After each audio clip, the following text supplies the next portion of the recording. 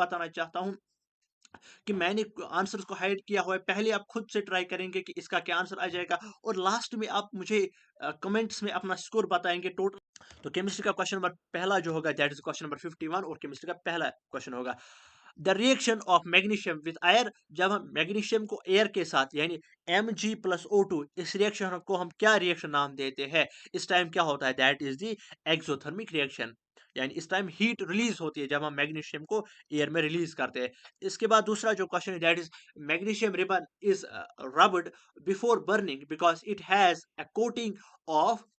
तो magnesium ribbon is rubbed before burning, यानी जो मैग्नीशियम रिबन होता है वो हम बर्निंग से पहले यानी जलाने से पहले रब करते हैं because of its coating of. इसके ऊपर कौन सी कोटिंग होती है? That is the option number A, basic magnesium carbonate. इसमें जो कोटिंग होती है वो किसकी होती है? Basic magnesium carbonate. इसको आप अच्छे से याद रख लीजिएगा। इसके बाद जो क्वेश्चन नंबर 3 है हमारे पास केमिस्ट्री में, and question number 53 in total, what chemicals are used in fireworks.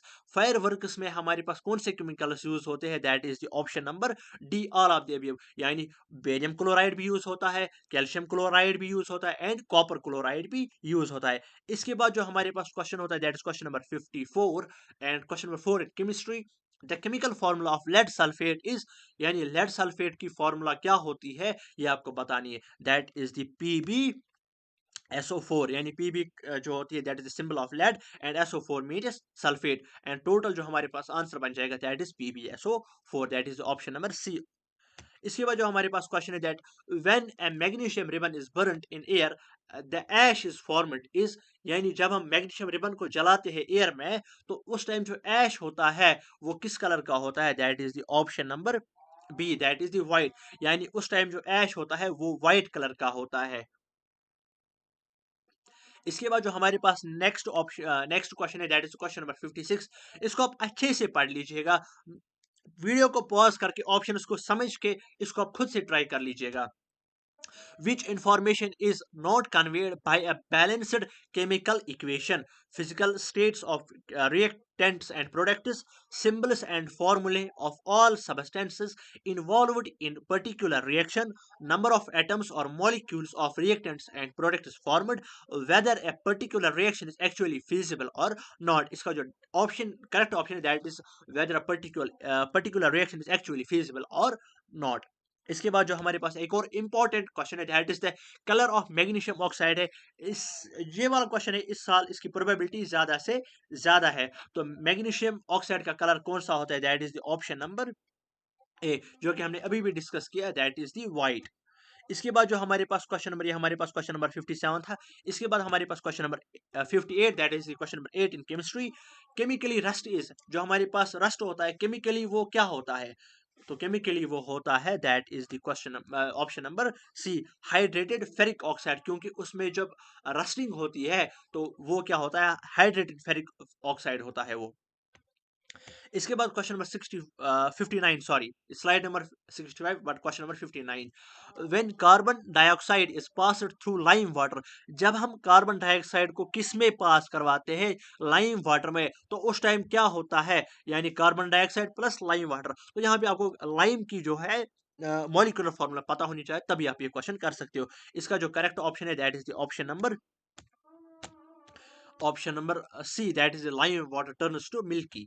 इसके बाद जो हमारे पास नेक्स्ट ऑप्शन है that is the both CO2 and H2 gases are, यानी जो हमारे पास कार्बन डाइऑक्साइड होता है और हाइड्रोजन गैस होता है, दोनों क्या होते हैं? क्या वो हैवियर देन एयर होते हैं, कलरलेस होते हैं, या एसिडिक इन नेचर होते हैं, या फिर सॉल्युबल इन वाटर होते हैं? तो इनमें से कौन सा करेक्ट ऑप्शन है? दैट इज जो बोथ जो है दैट इज कलरलेस, यानी hydrogen gas and carbon dioxide both colourless होते हैं। इसके बाद जो क्वेश्चन नंबर 61 है हमारे पास, and question number 11 in chemistry, when crystals of lead nitrate are heated strongly in dry test tube, तो इस टाइम क्या होगा? Crystals form immediately melt, a brown residue is left, white fumes appear in tube, a yellow residue in left। तो इसका जो correct option होगा that is option number B, a brown residue is left. इसके बाद जो हमारे पास question number 62 होगा that is the Which of the following gases can be used for storage of fresh samples of oil for a long time? यानी इनमें से ऐसा कौन सा गैस है जिसको हम यूज करते हैं स्टोरेज, जिसको हम यूज करते हैं स्टोर करने के लिए fresh samples of oil for a long time. यानी जो भी हमारे पास ऑयल सैंपल्स होते हैं उसको जब हम स्टोर करते हैं तो उस टाइम कौन सा गैस हम यूज करते हैं इसमें से। तो ये आपने पढ़ा होगा जो कि आपका चैप्टर है लास्ट में, ये है पहले चैप्टर के लास्ट में ये वाला क्वेश्चन है, ये वाला लास्ट टॉपिक है, how can we prevent rusting. इसको आप रस्टिंग या करोजन हम कैसे प्रिवेंट करते हैं, वहां पे ये एक टॉपिक है, ये आपने पढ़ा होगा। तो कौन सा गैस हम यूज करते हैं, यूजुअली नाइट्रोजन और हीलियम। ऑक्सीजन तो नहीं होगा क्योंकि ऑक्सीजन हमारे एनवायरनमेंट में अवेलेबल है। तो यहाँ पे तीनों ऑप्शन में ऑक्सीजन ऑक्सीजन ऑक्सीजन है, तो यहाँ पे भी आप हिंट कर सकते हो ऑक्सीजन नहीं होगा तो कौन सा होगा, डायरेक्टली नाइट्रोजन एंड हीलियम। इसके बाद जो क्वेश्चन नंबर 63 है, that in writing chemical equations the inclusion of state symbol shall be done correct. Chemical formula of reaction reactants and products are written, the equation is being balanced to fulfill the law of conservation of mass. The equation has been balanced, the chemical formula of product and reactants have been changed to bring about quickly balancing. इसका जो direct जो answer होगा that is the equation has been balanced. इसके बाद जो हमारे पास next question होगा that is the question number 64, which of the following is acidic. इनमें से कौन सा एसिडिक होगा, इनमें से कौन सा एसिडिक होगा, क्या लेमन जूस एसिडिक होगा, टोमेटोज एसिडिक होंगे या मिल्क एसिडिक होंगे, क्या ये सारे के सारे एसिडिक होंगे। तो कौन सा एसिडिक होगा, दैट इज दी ऑल, यानी लिमिक sorry milk tomatoes and lemon juice तीनों के तीनों एसिडिक होंगे। इसके बाद जो हमारे पास नेक्स्ट ऑप्शन है that is which one of the given is mineral acid. इनमें से कौन सा मिनरल एसिड है, क्या lactic acid, formic acid, tartaric acid, hydrochloric acid. आप खुद से गैस कर लीजिए, ये रहा इसका answer, that is the lactic acid. Question number 66 and the question number 60 in chemistry. Which of the following will turn red litmus below? यानी जब आपने लिटमस टेस्ट पढ़ा होगा तो कौन कब टर्न होता है, यानी will turn red litmus to blue। यानी इनमें से किसका जो है टर्न होगा रेड लिटमस टू ब्लू। तो कौन सा होगा इसमें से, that is the option number B, baking soda solution. इसका जो आंसर होगा that is the option number B, baking soda solution. इसके बाद जो हमारे पास नेक्स्ट क्वेश्चन होगा that is question number 67, which one of the following is an organic acid. इनमें से कौन सा ऑर्गेनिक एसिड है, that is the citric acid, hydrochloric acid, lactic acid, both 1 and 3। यानी साइट्रिक एसिड और लैक्टिक एसिड, कौन सा इसमें डायरेक्ट ऑप्शन होगा इसके जो ऑर्गेनिक एसिड्स है, that is the option number D, यानी बोथ 1 and 3। यानी कौन कौन सा citric acid and lactic acid both क्या होते हैं, that is the organic acids. इसके बाद जो हमारे पास नेक्स्ट क्वेश्चन है, which one of the following will turn to blue litmus red. तो कौन सा होगा इसमें से, इसका जो आंसर है that is the option number vinegar, यानी option number A, that is the vinegar इसमें से होगा। इसके बाद जो हमारे पास नेक्स्ट क्वेश्चन है, which one of the following is incorrect. इनमें से आप इसको पढ़ लीजिएगा, मैं थोड़ा सा पानी पी के आता हूँ, आप इसको पढ़ लीजिएगा, आप इसको खुद से आंसर करने की ट्राई कीजिएगा।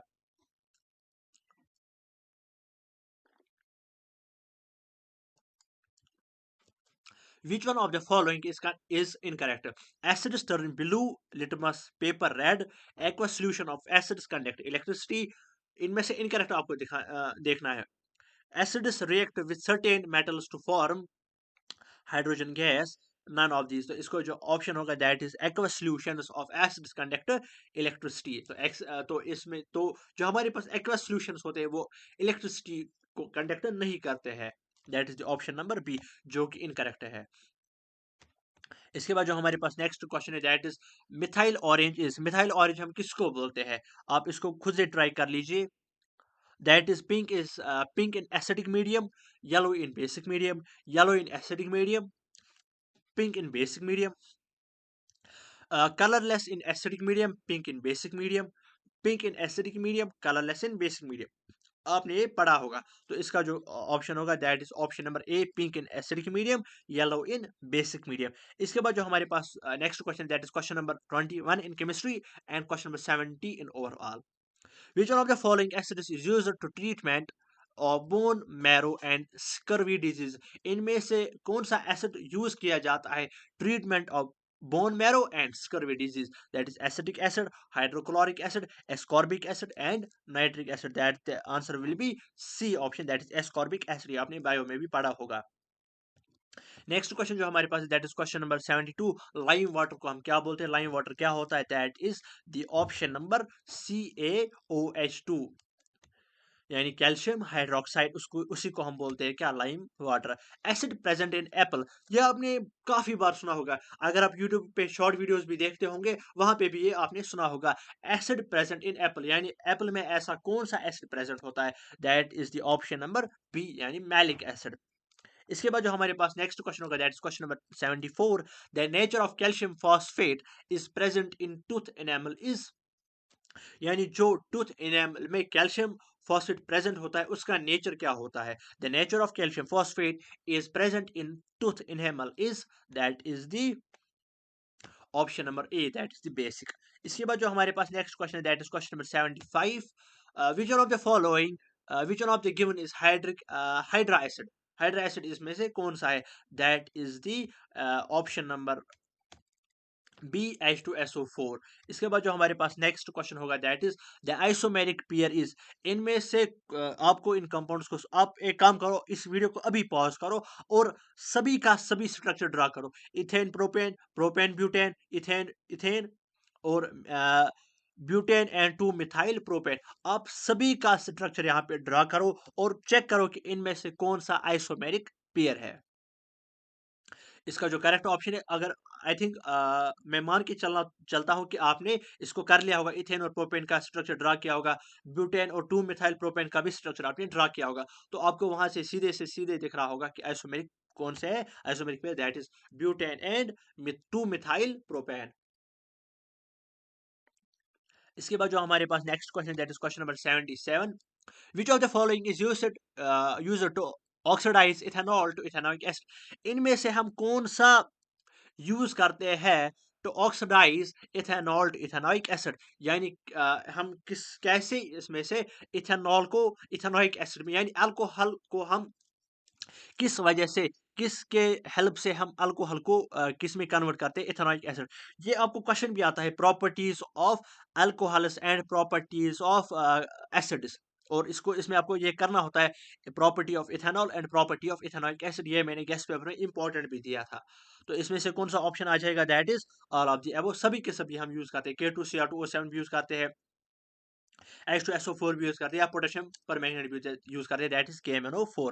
KMnO4 का हम बोलते हैं क्या, पोटेशियम परमैंगनेट. इसके बाद जो हमारे पास नेक्स्ट क्वेश्चन है that is which is denatured spirit, इसमें से कौन सा denatured spirit, that is ethanol and methanol 5%, that is option number C. इसके बाद जो हमारे पास नेक्स्ट क्वेश्चन है that is the isomeric pair is, इनमें से कौन सा आइसोमेरिक पेयर है, अभी का क्वेश्चन रिपीट हुआ है, दैट इज कौन सा है, butane and 2 methyl propane. I hope कि आप साथ साथ काउंट कर रहे होंगे कि आपके खुद से कितने ठीक हो रहे हैं, और आप मुझे नीचे कमेंट बॉक्स में साथ साथ बता देना कि आउट ऑफ 150 आपने कितने किए खुद के माइंड से. The by product of soap is, आपने पढ़ा होगा मैकेनिज्म ऑफ क्लीनिजिंग या cleansing of action of soap, तो कौन सा होता है उसका by product, that is the option number B, that is the glycerol. इसके बाद जो हमारे पास नेक्स्ट क्वेश्चन है, covalent compounds are, covalent compounds have high melting and boiling point और mostly soluble in water or formed between atoms of metals and non-metals or formed by the sharing of electrons in the bonding of atoms. आपको पता है इनका melting point boiling point लो होता है, और ये soluble नहीं, सॉल्युबल ज्यादातर नहीं होते वाटर में, और जो बॉन्ड्स या जो कंपाउंड्स फॉर्म होते हैं between the atoms of metals and non metals, उनको हम बोलते हैं आयनिक बॉन्ड्स. लेकिन यहाँ पे कोवेलेंट बॉन्ड्स की डेफिनेशन क्या होगी, that are formed by the sharing of electrons in the bonding atoms. तो इसका ऑप्शन कौन सा बन जाएगा, that is option number D will be the correct answer for this question. इसके बाद हमारे पास नेक्स्ट क्वेश्चन है, विनेगर सोल्यूशन क्या होता है, इसमें से कितना क्या होता है, that is 30 to 40% acid in alcohol, 5 to 8% acidic acid in alcohol, 5 to 8% acidic acid in water, 15 to 20% acidic acid in water. खुद से ट्राई कर लीजिएगा, मैं आपको इसका आंसर दिखाता हूं. इसका जो आंसर है that is the option number C, 5 to 8% acidic acid in water जो हमारे पास विनेगर होता है। इसके बाद जो हमारे पास क्वेश्चन नंबर 83 होता है, that is which of the following can be used for the denaturation of ethyl alcohol. कौन सा इसमें हम यूज करते हैं, दैट इज हम कोई सा भी यूज कर सकते हैं, मिथाइल अल्कोहल, पायरिडीन या कॉपर सल्फेट यानी CuSO4। इसके बाद जो हमारे पास नेक्स्ट क्वेश्चन है, that is question number 84, which of the following can be used for the denaturation of ethyl alcohol. Same question repeat हुआ है, that is all of these will be the correct answer for this question. इसके बाद जो हमारे पास next question है, that is the question number 85, carbon exists in the atmosphere in the form of, यानी carbon हमारे एटमॉस्फेयर में किस फॉर्म में एग्जिस्ट होता है। Only carbon monoxide, carbon monoxide in traces and carbon dioxide, only carbon dioxide. कौन सा होगा, that is the option number C, only carbon dioxide. इसके बाद जो हमारे पास क्वेश्चन नंबर 86 होगा, that a molecule of ammonia. इसी क्वेश्चन का आंसर आपको मुझे व्हाट्सएप पे देना है, तभी आपको इसका PDF मिलेगा, यही वो क्वेश्चन है।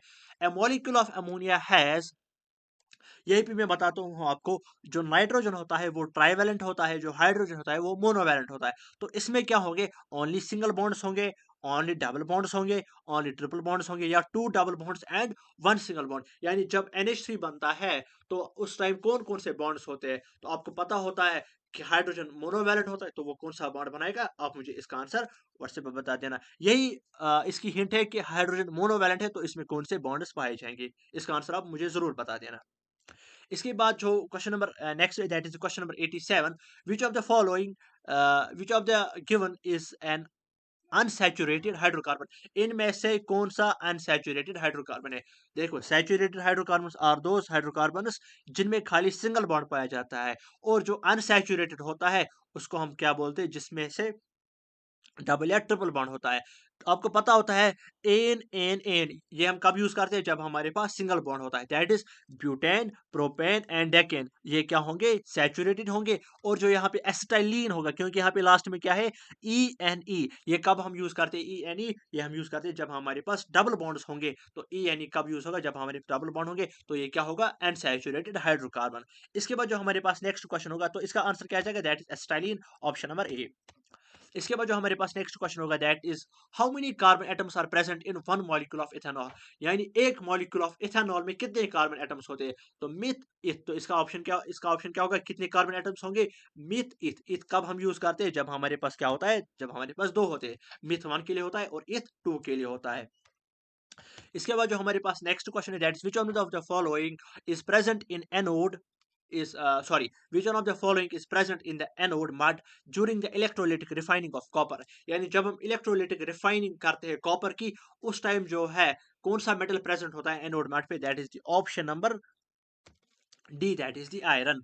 इसके बाद जो हमारे पास नेक्स्ट क्वेश्चन है, that is question number 90 and question number 40 in chemistry, that is which one of the following, which one of the given properties is generally not shown by metals. इनमें से ऐसी कौन सी प्रॉपर्टी है जो metals generally show नहीं करते। तो metals में कौन सी प्रॉपर्टी नहीं होती, that is electrical conduction, sonorous in nature, dullness and ductility, that is the option number C, dullness. Ductile भी होते हैं, सोनरस भी होते हैं, और इलेक्ट्रिक कंडक्शन भी, यानी इलेक्ट्रिकली कंडक्टिव भी होते हैं, वो इलेक्ट्रिसिटी को कंडक्ट करते हैं, इसका मतलब यही है। Question number 91, an element reacts with oxygen to give a compound with high melting point, the compound is soluble in water, the element is likely, तो क्या कौन सा एलिमेंट होगा, that is the iron, that is the option number C. इसके बाद जो हमारे पास नेक्स्ट क्वेश्चन है, that is question number 92, the ability of metals to be drawn in into thin wire is known as, यानी जब हम एक मटेरियल को वायर्स में चेंज करते हैं, उसको हम क्या बोलते हैं, क्या हम उसको डक्टिलिटी बोलते हैं, क्या हम उसको मेलेबिलिटी बोलते हैं, क्या हम उसको सोनोरिटी या कंडक्टिविटी, इसको हम क्या बोलते हैं, that is the ductility। When the metals are drawn into sheets are called malleability, and when the metals are drawn into wires या converted into wires is called ductility।